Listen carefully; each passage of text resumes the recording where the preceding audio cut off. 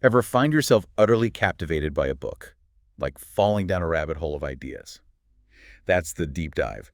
And this time, the rabbit hole is a collection of writings that tackles everything from the everyday to profound philosophical questions, all kind of woven together. It's the connections they make that really stand out to me. Like the author sees how the tiniest detail fits into some massive, like overarching pattern. It's really fascinating. Okay, now I'm even more curious. Without spoiling the surprise, what kind of unexpected links are we talking about? What's the common thread? Well, imagine being so engrossed in a movie that you completely lose yourself in that world. These writings, they explore how that feeling of being swept away, of losing yourself, how that plays out everywhere in life, like in our relationships, our beliefs, even the power structures around us. Okay, you definitely have my attention. Where do we even start unpacking all of that? Let's start with something I think we can all relate to. Being totally absorbed in something, what some people call flow, when you're so focused that everything else just fades away. Oh yeah, like losing track of time when you're super into a project. Exactly. And the author argues this flow state is actually crucial for our well-being. Like, it's in those moments of total absorption that we feel most alive, most engaged, truly ourselves. That's interesting because we're often told to see those moments as distractions, maybe even a little indulgent, not essential, like you're saying. Right. It's all about productivity, getting things done. But these writings suggest that real fulfillment, it comes from finding the activities that let us tap into this flow, the things that make us lose ourselves in the moment. Makes me think about when I get so into writing that hours just vanish. It's like a different state of mind where everything just clicks. Totally. And it's not just creative stuff either. This flow can happen anywhere as long as it grabs your attention and challenges you in the right way.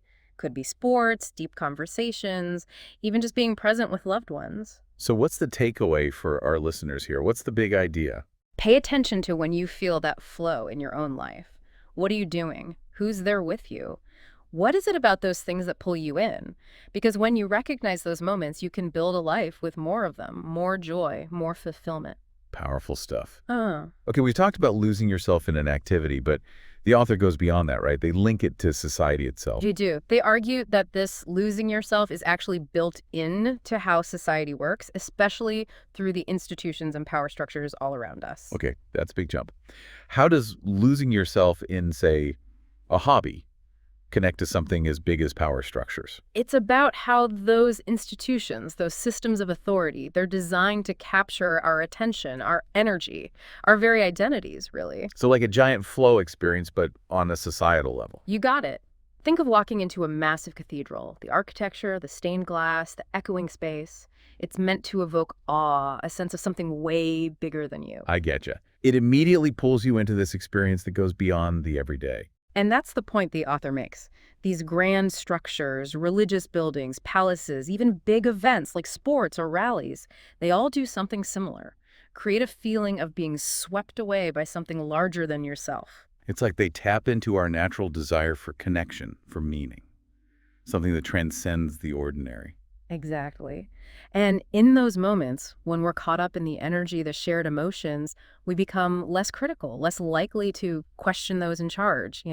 So we lose ourselves in a way that actually benefits those in power. That's the argument. And yeah, it's a bit unsettling, right? It makes you wonder how our own desires, our longings for connection and meaning, how they might be manipulated, makes you think twice about those times you get caught up in something. And it goes back to that flow idea. Right, like these structures are using our desire for flow for something bigger to make their own power even stronger. Exactly. And here's where the author brings in this really interesting idea. Symbolic castration.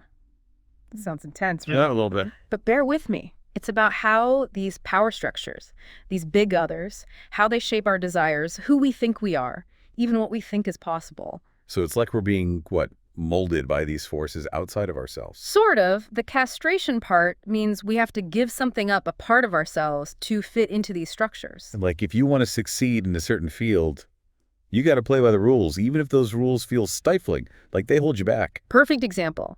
And it's not always a choice.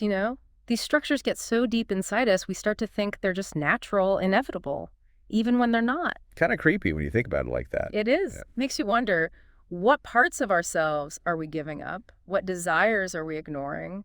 What could we achieve if we weren't held back by these structures? This is heavy stuff. Yeah. So We've got these experiences that pull us in, these structures shaping who we are. How do we even start to challenge something so much bigger than us? The author says awareness is the first step. Seeing these structures, these systems of power for what they are, not just in the big picture, but in our everyday lives. Like noticing when we feel ourselves getting swept up, when we feel that pressure to conform. Exactly. And noticing those times when we resist, too, when we want to break free. Because those moments of rebellion, those are important too, right? Shows that we're not just pawns in the game, that we can challenge things, create something new. Absolutely. Even small acts of defiance matter. They chip away at that authority, create cracks, open up space for new possibilities. I like that. Cracks in the facade. So it's not about destroying everything. It's about finding where we have leverage, where we can shift the power dynamic a little bit. Exactly. And the author says language itself is one of the most powerful tools we have. Language. Okay, now I'm really curious. How can language challenge these power structures? Well, language is how we make sense of the world, right? Yeah. How we share ideas, beliefs, values. But it's also a system of power itself. It shapes what we see, how we feel. It can even be used to control us. So how we use language can either strengthen these power structures or weaken them. Exactly. And the author talks about how humor, irony, satire, that can expose the people in power, make them look ridiculous or hypocritical. It's like that saying, fighting fire with water. Sometimes the smartest way to challenge a rigid system is to be subversive, not confrontational. Exactly. The author also talks about reclaiming words, taking words used to hurt or marginalize people and using them in empowering ways. It's like how language evolves. Words that used to be taboo can become symbols of resistance, of empowerment. Exactly. Language is always changing, shaped by the people who use it. And we have a responsibility to use it consciously, to be aware of its power, to use it for good, for justice, for understanding. So true. We take language for granted, but it can be used for good or bad. Absolutely. And this leads to another fascinating idea the author explores, the symptom. Like a medical symptom. Not quite. It's more of a psychoanalytic concept.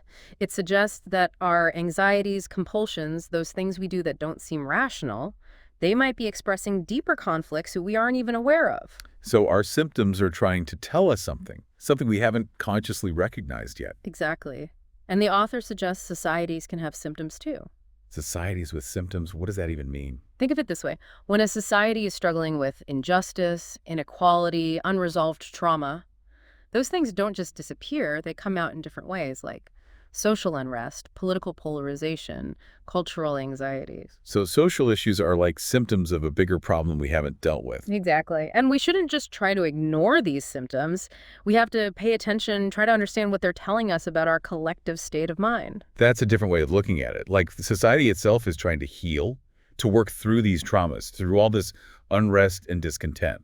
It's a powerful image, right? It means real, lasting change can't just address the symptoms.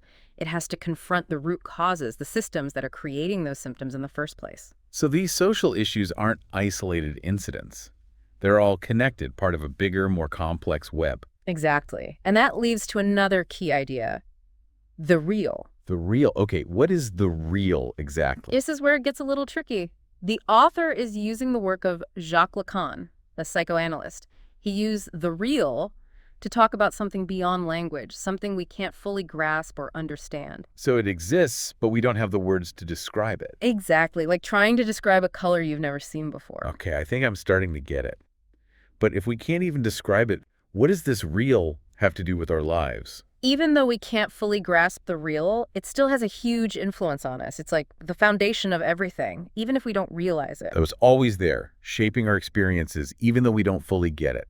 Exactly. And the author says we encounter the real in those really intense moments, those experiences that are overwhelming, that we can't explain rationally. Like when we feel extreme joy, grief, or even trauma. Exactly. Those moments when we feel most alive, but also most vulnerable. And how does this connect to the power structures we were talking about? Well, the author suggests Those structures, those authorities, they want to control our encounters with the real. They try to channel our desires, regulate our emotions, make the world seem orderly and predictable. It's like they're trying to build a wall around the real to contain it somehow. Exactly, but you can't fully contain the real. It always finds a way to break through, disrupt our carefully constructed realities. It reminds us there's more to life than we can ever really understand or control. That's exciting and scary at the same time. It is. We have to find a way to live with ambiguity, with not knowing, to accept that there are some things we'll never fully understand.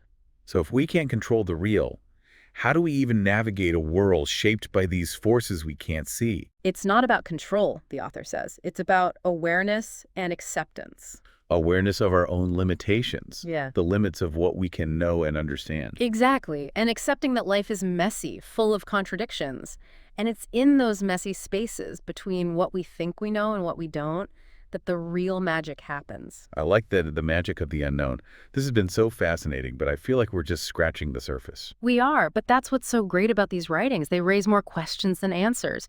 They make you want to keep digging, keep questioning, keep exploring your own experiences. That like the deeper we go, the more we realize how much we don't know, right? But that's part of what makes it so intriguing. What other paths does the author take us down? Well, they take this idea of ambiguity and the limits of understanding, and they dive into something they call the ethics of the real. Ethics of the real.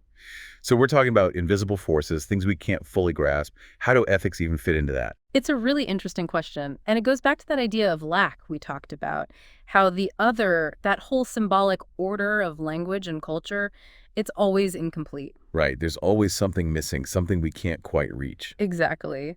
The author suggests this lack isn't something to be afraid of, though. It's something to respect, even cherish, because it's in that space of lack, of not knowing, that ethics become necessary.